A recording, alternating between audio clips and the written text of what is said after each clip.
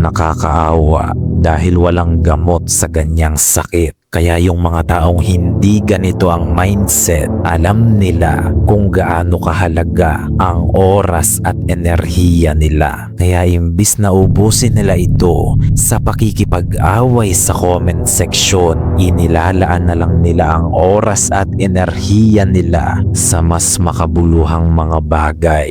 Hindi mo kaya yan dahil doon pa nga lang sa issue nitong FLM at MG, tutok na tutok ka na mula umpisa. Pagdating sa huli, wala ka rin namang napala, hindi ba? Kumita lang sila sa'yo. Tanga ka kasi, wala namang kinalaman sa'yo yung issue. Hindi ka naman sangkot, hindi ka naman napipiligro, pero ang hilig mong makisali.